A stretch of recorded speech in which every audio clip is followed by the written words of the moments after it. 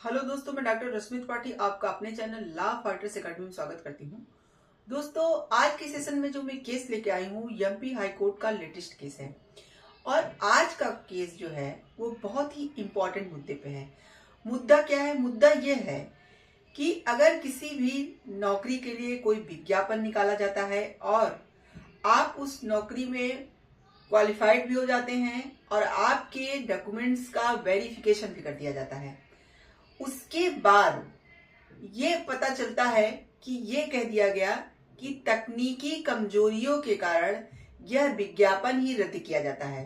तो क्या ऐसा जो है किया जा सकता है? जो व्यक्ति नौकरी पा चुका है, जिसके हाथों में नौकरी आ गई है, क्या उसको तकनीकी खराबियों की वजह से किसी कारणवश विज्ञापन रद्द होने के कारण अपनी नौकरी से हाथ धोना पड़ सकता है? तो ऐसी ही एक याचिका एमपी हाई कोर्ट में जाती है। तो देखिए, आज का सेशन इंपॉर्टेंट क्यों है? वो हर स्टूडेंट के लिए इंपॉर्टेंट है जो कि तैयारी कर रहा है और नौकरियों के लिए एग्जाम दे रहा है। तो हर व्यक्ति को यह जानना जरूरी है कि कभी कभी ऐसा हो जाता है और मान लीजिए कि वह जो है आपका आखिरी एग्जाम रहा हो, उसके बाद आपकी एज ही ना हो, उसके बाद आप एग्जाम ना दे पाओ, तो ऐसे कंडीशन में आपके लिए यह केस बहुत इंपॉर्टेंट हो जाता है। तो चलिए हम लोग अपना सेशन स्टार्ट करते हैं और इस केस को विस्तार से जानते हैं और देखते हैं क्या था पूरा मुद्दा। जैसा कि जो ये केस रहता है, ये केस तो एमपी का रहता है, लेकिन यह केस हर स्टूडेंट के लिए इंपॉर्टेंट है। तो चलिए हम लोग जानते हैं कि केस के फैक्ट क्या थे। केस के फैक्ट कुछ यूं थे कि एक विज्ञापन निकाला जाता है मत्स्य निरीक्षक के पद का। तो मत्स्य निरीक्षक के पद का जब ये विज्ञापन निकाला जाता है तो इसमें जो याचिकाकर्ता थे वह क्वालिफाइड हो जाते हैं। इवन उनका जो है डॉक्यूमेंट्स वेरिफिकेशन भी हो जाता है। फिर कहा जाता है कि तकनीकी कुछ कारणों से इस विज्ञापन को रद्द कर दिया जाता है। ऐसी सूचना मतलब याचिकाकर्ता लोगों को दी जाती है। तो देखिए, यहाँ पे जहां विज्ञापन मतलब आयोग से जो निकाला गया था, उनका ये कहना था कि जो विकलांग व्यक्तियों के लिए जो अधिनियम उनकी सुरक्षा के लिए बनाया गया है 2016 का, उसके अनुसार क्या होना चाहिए था?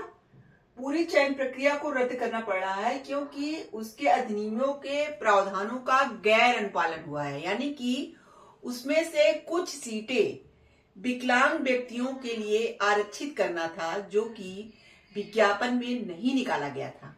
उससे गलती हो गई थी विज्ञापन निकालने में। तो इसी कारण पूरी चयन प्रक्रिया को रद्द किया जा रहा था।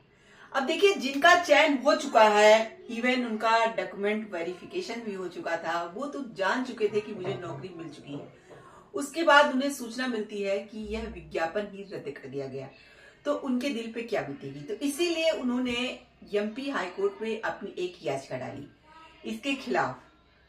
तो देखिए, जैसा कि जो मतलब इसकी तरफ से मतलब आयोग की तरफ से जो वकील वगैरह थे, उनका ये कहना था कि चूंकि विज्ञापन में एक शर्त ये भी दी रही होती है कि जैसे विज्ञापन निकाला गया है तो वह जो है पूरा आयोग जो शर्तें देता है उसके अनुपालन में ही कार्य होता है। तो वहां पे ये शर्तों में यह बात लिखी रहती है कि जो नियुक्त करता है, अगर वो किसी कारणवश विज्ञापन रद्द कर देते हैं तो नियुक्ति पाने वाला व्यक्ति इसके लिए जो है कोई कार्रवाई वगैरह नहीं कर सकता है, ऐसा कहा गया था। लेकिन फिर भी मतलब इन पर्सन लोग थे, इन लोग का ये कहना था कि भाई हम लोग एकदम चयन प्रक्रिया में बिल्कुल ही मतलब आगे आ गए हैं, हमारा सब कुछ हो गया था, बस हमको नियुक्ति पत्र नहीं मिला था, तो हमारे जो है नियुक्ति पत्र को दिया जाए। अब देखिए, जब मामला पूरा एमपी हाई कोर्ट की इंदौर पीठ के पास जाता है, तो चलिए हम लोग जानते हैं कि कौन से जज बैठे थे और सारी बातें, सारे मुद्दों को जानने के बाद वो क्या जजमेंट देते हैं। जैसा कि इस केस की सुनवाई जस्टिस सुबोध अभ्यंकर की एकल पीठ कर रही थी। तो जब उन्होंने बच्चों की सारी बातों को सुना और आयोग की सारी बातों को सुना और जाना, तो चलिए हम लोग देखते हैं कि उन्होंने क्या जजमेंट दिया। जैसा कि जस्टिस सुबोध अभ्यंकर ने कहा, सरकारी रिक्तियों का आना पहले ही कठिन है। जैसा कि हम सभी ये आम बात जानते हैं, तो यहाँ पे जस्टिस ने भी यही बात कही, कोर्ट ने भी यही बात कही कि सरकारी नियुक्तियों का आना बहुत कठिन काम है, यानी बहुत कम ही सरकारी नियुक्तियां निकलती हैं और यदि उनका विज्ञापन दिया भी जाता है तो इसमें भाग लेने के लिए किसी व्यक्ति की पात्रता को प्रभावित करने वाले कई कारक होते हैं। यानी कि यहाँ पे कोर्ट का कहना था कि पहली बात तो ये बहुत कठिनाई से बहुत कम मतलब काफी सालों बाद कोई सरकारी विज्ञापन निकलता है, फिर उसके लिए जो पात्रता होती है उसको भी जो है क्या होता है, किसी व्यक्ति की पात्रता को प्रभावित करने वाले कई कारक होते हैं, कई कारण होते हैं जिससे वो व्यक्ति जो हो सकता है उस फॉर्म को ही न डाल पाए। तो यहाँ पे कोर्ट ने कहा जिसमें से सबसे महत्वपूर्ण आयु सीमा है। यानी कि कुछ ऐसे कई कारण होते हैं जिसके कारण व्यक्ति मान लो विज्ञापन निकलता भी है तो फॉर्म नहीं डाल पाते हैं। तो एक इसमें सबसे बड़ा जो होता है मेन, वो होता है आयु सीमा का। तो मान लीजिए कोई विज्ञापन निकला, आपने उसका एग्जाम भी दिया, अब देखिए यहाँ पे यही बात हो जाए, यानी कि आपका सब कुछ हो गया, आपका लास्ट जो है एग्जाम देने का ये चरण था, यानी आपकी उम्र वहां से खत्म हो रही थी, आप उसके बाद एग्जाम नहीं दे पाए, यही कोर्ट का कहना था। तो जैसे कि ऐसा होता है आपके साथ और आप क्या कर चुके हो, आप एकदम डॉक्यूमेंट्स वेरिफिकेशन तक पहुंच चुके हो और आपको पता चलता है कि अरे अब तो नियुक्ति को विज्ञापन को ही क्या कर दिया गया, खत्म कर दिया गया, अब नियुक्ति नए सिरे से हो जाएगी। तो देखिए वहां पे कितना स्टूडेंट को दुख होता है। तो यहाँ पे कोर्ट ने यही बात कही कि सबसे महत्वपूर्ण आयु सीमा है और एक बार जब कोई व्यक्ति अपेक्षित आयु पार कर लेता है तो उसकी क्षमता के बावजूद सरकारी नौकरी प्राप्त करने का उसका सपना चकनाचूर हो जाता है। यहाँ पे कोर्ट ने कहा, यहाँ पे कोर्ट ने स्टूडेंट के वो हर बातों को बताया जो उनके साथ होता है। मतलब उनका ये कहना है कि भाई कोई पर्सन आयु सीमा को पार कर लिया, फिर कोई कितना भी विज्ञापन निकले, उसकी कितनी भी योग्यता हो, बहुत अच्छा स्टूडेंट हो, लेकिन जब उसकी आयु ही नहीं हो, पात्र ही नहीं उस चीज के लिए, तो कहां से फॉर्म डाल पाएगा। तो उसकी जो सपने हैं वो तो चकनाचूर हो गए। फिर आगे कोर्ट ने देखिए, चलिए देखते हैं क्या कहा। इस प्रकार एक बार जब एक चयन प्रक्रिया किसी उम्मीदवार के चयन के बाद दस्तावेज सत्यापन की प्रक्रिया में समाप्त हो जाती है तो इसे सामान्य रूप से मूल विज्ञापन में तकनीकी कमजोरियों का हवाला देते हुए रद्द नहीं किया जाना चाहिए।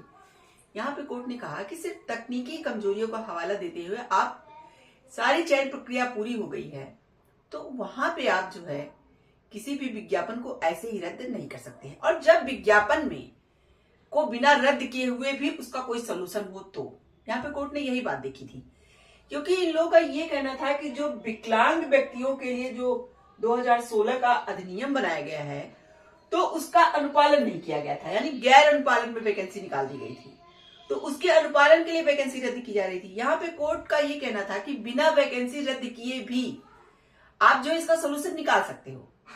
मतलब कि आप उन्हीं सीटों में से, चलिए देखते हैं आगे कोर्ट ने बताया है ये बात।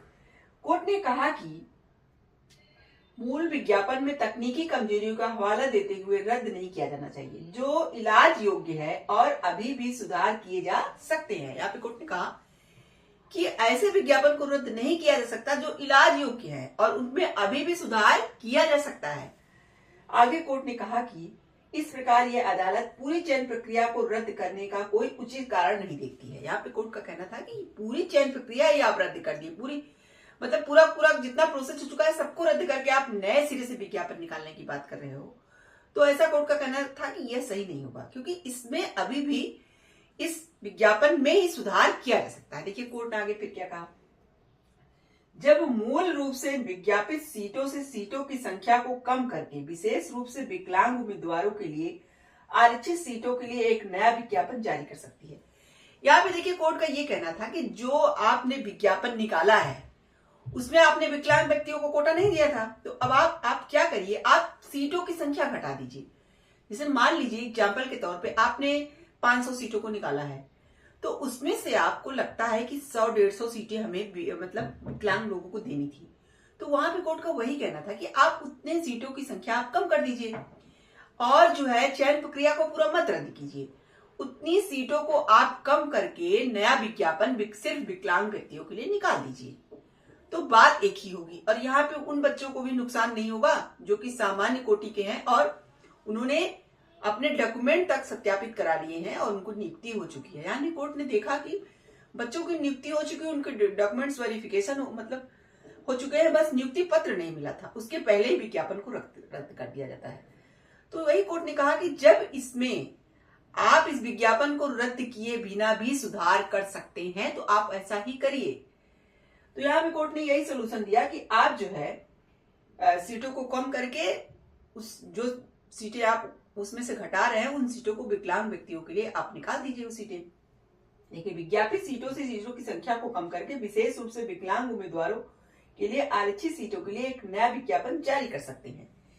यहाँ पे यानी कि कुल मिला के कोर्ट का ये कहना था कि जब किसी विज्ञापन में इलाज योग्य है और अभी भी सुधार किया जा सकता है, तो आप वहां पूरी वैकेंसी क्यों रद्द कर रहे हैं और बच्चों के भविष्य को खराब कर रहे हैं। यानी जो बच्चे लास्ट स्टेज पे थे उम्र के, यानी कि अब उनकी उम्र जो है, हो सकता है कि अब अगला एग्जाम ना देने लायक हो, तो आप अगर निकालोगे फिर से वो फॉर्म नहीं डाल पाएंगे, तो उनके लिए तो बहुत ही चकनाचूर, उनके मतलब उनकी पूरी मेहनत बेकार हो जाएगी और उनके सपने चकनाचूर हो जाएंगे।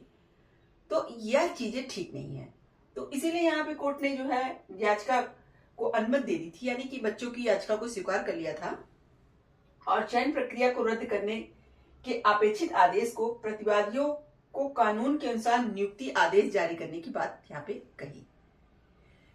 तो यह था पूरा एमपी हाईकोर्ट का जजमेंट। देखिए, आज का जजमेंट बहुत ही सराहनीय जजमेंट है एमपी हाईकोर्ट का, क्योंकि यह उन बच्चों के लिए बहुत ही अच्छा है जो जिनकी मतलब भाई जिनका देखिए चयन एकदम लगभग हो चुका है, यानी कि उनका डॉक्यूमेंट्स वेरिफिकेशन भी हो चुका है, सब कुछ हो चुका है, और उसके बाद कहा जाता है कि विज्ञापन को ही रद्द कर दिया जाए, तो उनके ऊपर बहुत बुरा बीतेगा।